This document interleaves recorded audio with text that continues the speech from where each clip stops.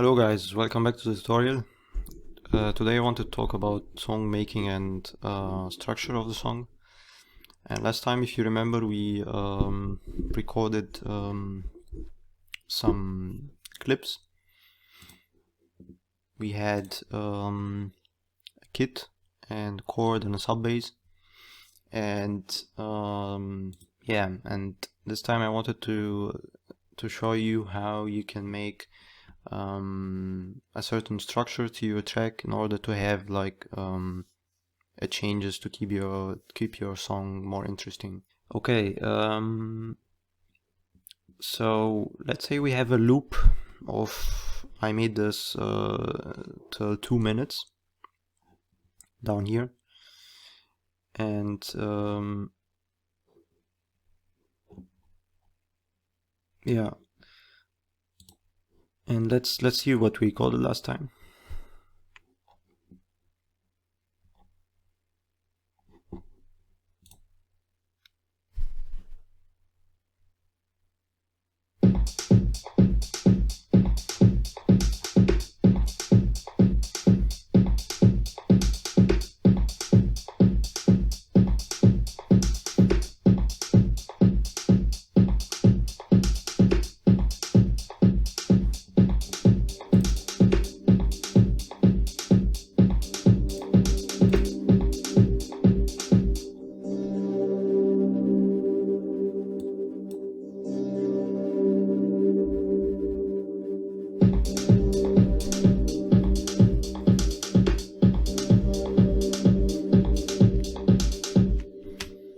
Okay, so we have this, this was pretty random last time, and we had this small break here. And what we can make differently is, first of all, you have to see what, how big is your grid. You can make the grid to be 1/4, 1/8, or 16 bars. And what does it mean is, let's see here, for example, between 5 and 4, you see this these squares here, or these rectangles. So what you're doing by dividing this to 1/16, you have 16 bars of these. Yeah, 1, 2, 3, 4, 5, 6, 7, 8, 9, 10, 11, 12, 13, 14, 15, 16. So you have 16 of them. And it's up to you if you want to have 1/8. Yeah, you can change that.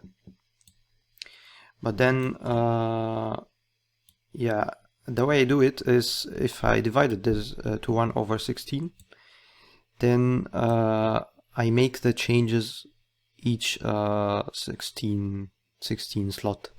Yeah, so I divide this 2 minutes into, we started at 1, then at 17 I right click and then add a locator, and then at 33 add another locator, and another one at 49, and then at the end.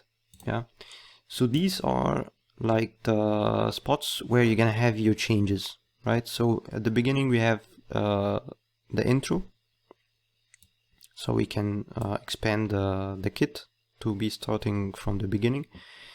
And from here you have to do some changes or have a new element coming. Yeah, and luckily we did this chord, recorded this chord with the automation coming right before the one, so we can keep it at this point. Also we can, like, this break is pretty big, so we can have it here, and then comes the bass with it. So after the break you have to add a new element again, and let's say this is the bass. And then here at 2 I suggest we add some percussions like hi-hats or even a loop or something like that. Yeah, so this is very static way of doing that, but this just to keep in mind that you need to have a certain structure of it if you're not like very experienced and doing everything, playing. You have a lot of instruments which you're playing by heart. So this is a way for like beginners to know when to make a change. Okay, so it's number 2. At number 2, you have to make a certain change. I loaded this electro loop. It's a finished wave file. I can drag and drop it here, but first let's hear how it sounds like.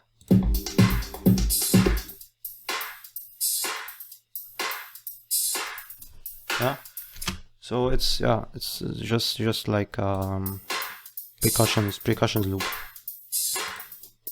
Equalizer.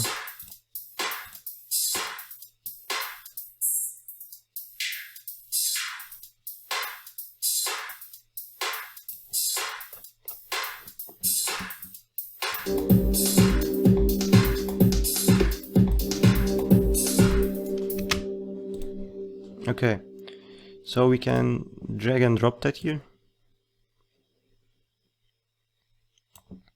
Add 2.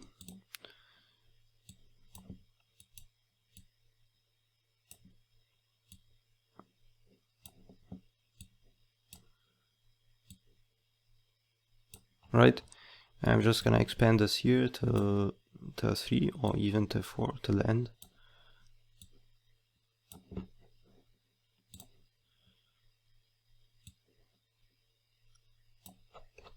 Yeah. So now we have like 1, 2, 3, 4 elements. And we have here at 3 another change to make, right? One way of doing that is that you go inside your kit and make a change here. And the way you can do that, you can select from 4 to 3 like that with a mouse. And then with this hand symbol, you can press and pull the mouse back to you, yeah? And then leave it. So you have here a new separate structure, which you can change without affecting the other one, right? Or you can also do it like that.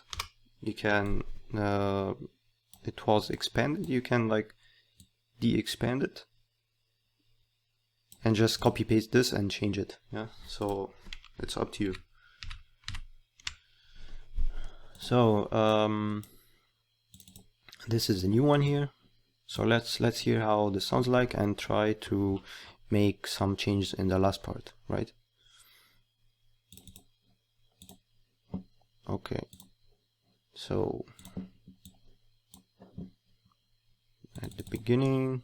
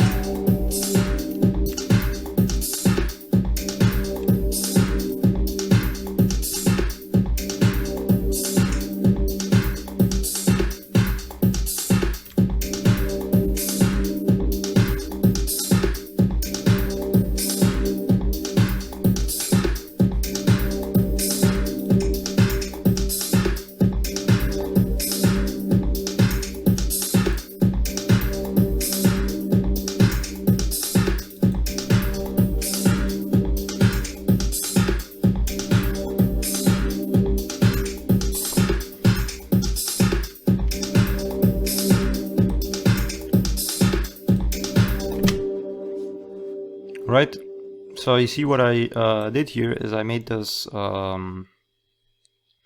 small break before the loop comes, and the loop at the beginning was not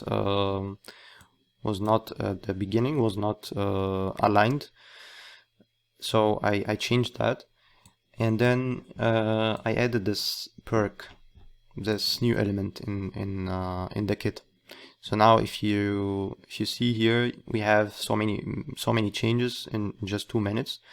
One can argue that in the first 30 seconds it's a little bit boring, but then you can add like an effect, or you can add some noise in the background. But you get the idea that you divide your the minutes into some segments, and then at these segments you need to make some changes in it, right? You can also make here filtering. If you don't have a filter, we can add a filter on the chord, and you can filter it like that. Auto filter, and then let's hear how it sounds like that.